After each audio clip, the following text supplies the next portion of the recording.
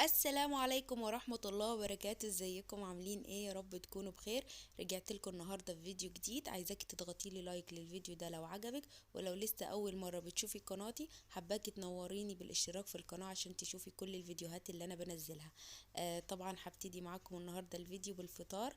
عملت كده توست وشاي، وحبيت بقى ان انا افطر في البلكونة. طبعا الفيديو اللي فات احنا عملنا مع بعض تغيير في البلكونة، وفرشنا النجيلة وعملنا بقى التغييرات الحلوة اللي عملتها في البلكونة. لو لسه حد ما شافش الفيديو اللي هو بتاع تغيير البلكونة بتاعتي، هسيب لكم لينك الفيديو في صندوق الوصف. اضغطوا على اللينك هتدخلوا على الفيديو على طول وشوفوا الحاجات اللي انا عملتها في البلكونة. وممكن تدخلوا برضو على القناة، ولو لسه مش مشتركين فعلوا زر الاشتراك عشان تشوفوا كل فيديوهاتي ان شاء الله. بصوا هنا كده كنت بعمل لكم زوم على جبل ابو الهوى. هو كده قريب يعني من بيتي. بس هو مش باين طبعا عشان الدنيا نهار وكده، بس بالليل طبعا بيبان خالص يعني. الناس اللي من أسوان هتكون عارفة لا أنا بتكلم عنه. بس المهم، بصوا بقى يا بنات، بعد ما فطرت كده وقعدت شوية في البلكونة، نزلت السوق، اشتريت شوية حاجات كده يعني كانت ناقصاني. اشتريت سمك عشان النهاردة هعمل سمك، واشتريت فاكهة وخضار يعني وحاجات كده كنت عايزاها. واشتريت بقى شوية مشتريات كده بصوا حلوة خالص هي. واشتريت صح مكنسة عشان المكنسة بتاعتي كانت باظت، فاشتريت واحدة جديدة. وبصوا بقى اشتريت شوية مشتريات كده اللي هم دول. بصوا هم كلهم كده ملهمش علاقة ببعض، بس بجد يعني هم عجبوني وكان نفسي فيهم فاشتريتهم. فدلوقتي بقى هوريكم اشتريت ايه. بصوا بقى يا بنات، اول حاجة اشتريت الشرابات دي. اشتريت كده 4 شرابات. عجبني بقى في الشرابين اللي هو الاحمر ده والاسود اللي فيه فاكهة ده، رسومات يعني فاكهة ده. بصوا يا بنات عجبني خالص وحسيتهم مختلفين فاشتريتهم. اشتريت الاتنين دول كده، واشتريت اتنين تانيين الاسود والرمادي. بصوا انا عندي شرابات كتير يعني، بس اللي هم اشتريتهم عشان عجبوني فاشتريتهم. واشتريت بصوا الميدالية دي برضو عجبتني خالص.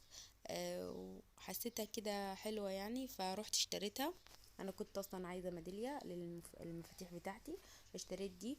واشتريت القلم الكيوتة ده. بصوا قلم جميل خالص كده عليه فرايز من فوق، بجد عجبني خالص يعني. واشتريت بنس كده للشعر هوريها لكم. بصوا بقى يا بنات، الجو بجد حر جدا. انا مش عارفة يعني احنا خلاص كده بقينا في الصيف ولا ايه الدنيا. والله العظيم نزلت رجعت اللي هو ايه يعني مش فاهمة ايه الحر اللي احنا فيه والشمس اللي احنا فيها دي. بس بصوا بقى اشتريت اللانش بوكس ده. بصوا ده براند تركي بجد يا بنات حلو جدا جدا. انا كنت مشترية واحد لبني قبل كده منه نفس النوع يعني. فعجبني ده اللي كنت مشتريه الاول يعني من فتره كده، واستخدمته وعجبني جدا. فروحت بقى النهارده اشتريت بقى اللي هو لونه كشمير. تمام. فبجد يعني حلو خالص. كان سعره تقريبا 50 جنيه، ومن جوه متقسم كذا تقسيمه كده، ممكن تحطي فيه يعني كذا حاجة. فحلو خالص عجبني.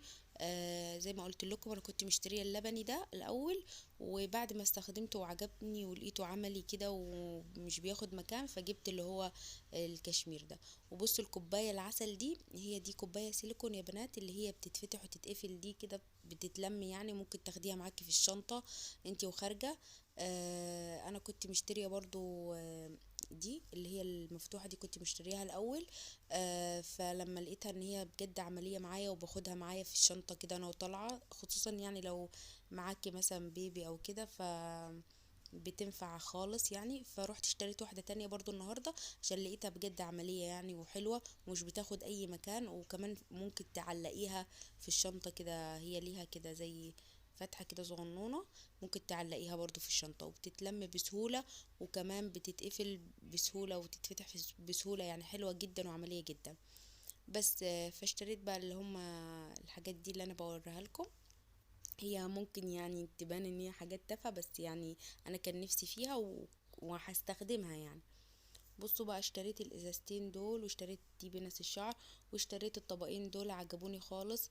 الخامة بتاعتهم حلوة جدا، وكان سعرهم كان الطبق ب15 جنيه يعني، كان سعرهم حلو خالص. واشتريت الاسباتولا العريضة دي. انا كنت مصوره لكم كل حاجة لوحدها، بس المقطع ده يعني اتمسح من عندي. بصوا الازايز دي برضو عجبتني عشان انا بروح الجيم، فبكون عايزة اخد ازازة. فعجبني الحجم بتاعها يعني. وبصوا اشتريت بقى المحفظة دي، بجد جميلة، هي صغنونة كده، يعني قد كفة اليد او اصغر شوية. وعجبني فيها ان هي لونها اسود وفيها رفوف كتيرة يعني. فيها سوستة وفيها رفوف برضو تحطي فيها ممكن البطاقة والفيزا بتاعتك، يعني حلوة جدا. بصوا دي كده شوية المشتريات، هي كل حاجة كده ملهاش علاقة بالتانية، بس ايه كان نفسي فيهم وكانوا عاجبني يعني. وبنس الشعر دي برضو حلوة خالص يا بنات، جميلة كده وشكلها كيوت عسل. واشتريت برضو اللي هي البولات الازاز دي، اللي هي ممكن تعملي فيها جيلي او تحطي فيها فطار كده، حلوة خالص. بس هي ايه يعني مش باينة، لاني المقطع اللي انا كنت مصورة فيه كل حاجة لوحدها اتمسح مني يعني. بس والازايز دي زي ما قلت لكم عجبتني، ان الحجم بتاعها مش كبير ولا صغير، والماسكه بتاعتها حلوه، فبجد هتنفعني جدا يعني انا وبروح الجيم. بكون عايزه اخد ازازه ميه معايا، فدي حجمها حلو خالص يعني، مش كبيره اوفر ولا صغيره خالص، يعني حجمها كده حلو. تمام. دي المشتريات اللي انا ايه كنت اشتريتها.